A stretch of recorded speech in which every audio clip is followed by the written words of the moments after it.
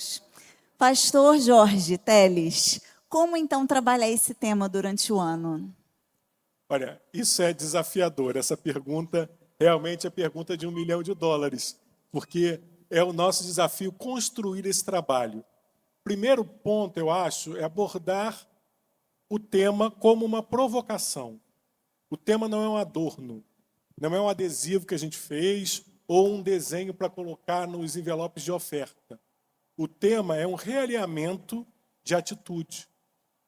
Então, a primeira coisa que toda igreja que quer trabalhar com o tema ela tem que fazer é se repensar a partir desse tema. Como que eu estou me relacionando com Cristo a partir dessa provocação? Então, são duas provocações muito fortes. Primeiro, estar juntos. Estamos realmente juntos? Estar em 4 paredes não significa estar junto. O lugar onde as pessoas mais estão juntas é em jogo de futebol. São milhares de pessoas unidas e milhares de pessoas isoladas. Então, o senso de solidão e de não fazer parte daquele grupo é grande. O que os une é o amor por um time de futebol, mas que começa ali e termina ali. São pessoas que não têm nenhum tipo de vínculo ou compromisso. E a maior parte delas nem contribui para o time de futebol, nem faz parte da associação de torcedores, né? É o famoso sozinho na multidão, né? Exatamente. Então, a primeira provocação que o tema traz para trabalho é repensar a nossa relação com o outro dentro da igreja.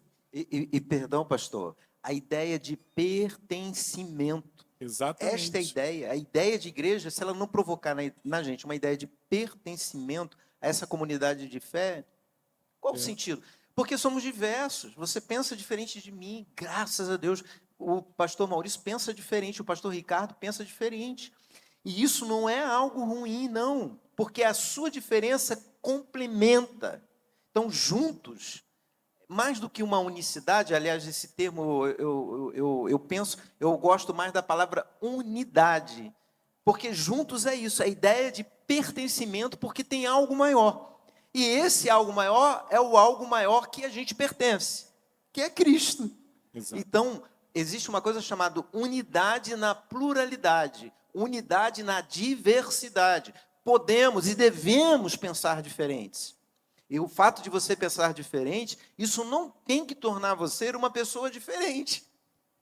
Não, você pode pensar diferente, é evidente que você é diferente, mas você pode contribuir para esta comunidade de fé, porque todos pensam diferente, e isso, se você tiver dificuldade com isso, então você tem que perguntar a Deus, porque Deus nos criou, cada um de uma forma singular. Então, a unidade não é uniformidade, não é todo mundo no mesmo uniforme, não é isso. Aqui você está de azul, Maurício está aí de telha, eu estou de verde, então a gente está aqui, a Fabiana de um azul, mas então a gente não precisa estar uniformizado e nem devemos estar uniformizado, porque a proposta de Jesus não foi isso quando escolheu os 12 discípulos. Cada um com característica ímpar, diferente, e o ajuntamento dos discípulos está a riqueza dessa igreja embrionária que dará os seus primeiros passos. E a gente precisa pensar sobre isso. E nas cartas, quando os apóstolos ensinam-nos a ser igreja, ele usa a metáfora do corpo. E o que seria do corpo se todos fossem pés? Se a gente fosse uma centopeia? Se todos fossem mãos, como aquela mãozinha do filme, né, da família Addams. Então, faltaria componentes. Porque a riqueza da igreja está em sermos diferentes, mas estarmos todos debaixo do mesmo propósito. Daí a riqueza do tema. Então, trabalhar juntos requer respeito ao outro, reconhecimento do outro, reconhecimento da diferença, liberdade do pensar diferente, mas lembrarmos que estamos todos no mesmo caminho, temos todos o mesmo Senhor e estamos todos labutando por um mesmo propósito. Perfeito. Isso significa que a igreja vai ter que repensar as suas atividades. Porque nós não somos chamados para fazer, nós somos chamados para ser. E aí tem muita igreja fazendo muito e sendo pouco. E não se multiplica fazendo, se multiplica sendo. Por isso, todo organismo natural só se reproduz quando chega à maturidade. Nenhum ser biológico, que a natureza nos ensina isso, se reproduz quando está ainda no estado de maturidade. Só quando chega a plena maturidade é que ele tem capacidade de reprodução.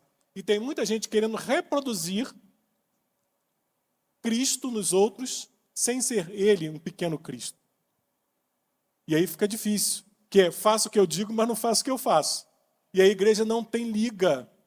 Por que a gente vê muita igreja que não tem organicidade, não tem liga? É um bando de gente, mas não é uma unidade.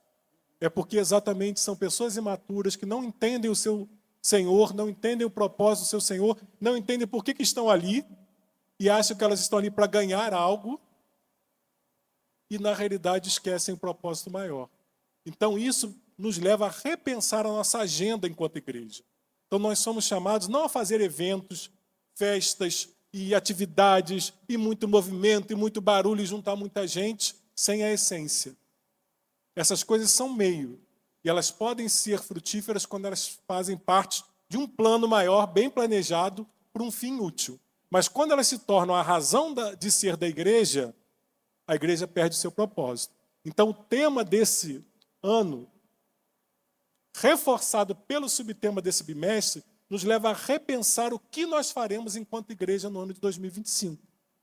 Então, você que faz parte de uma filial, você que faz parte de outra igreja, é hora de você sentar e replanejar o seu ano, na perspectiva de como tornar as pessoas unidas em sua diversidade.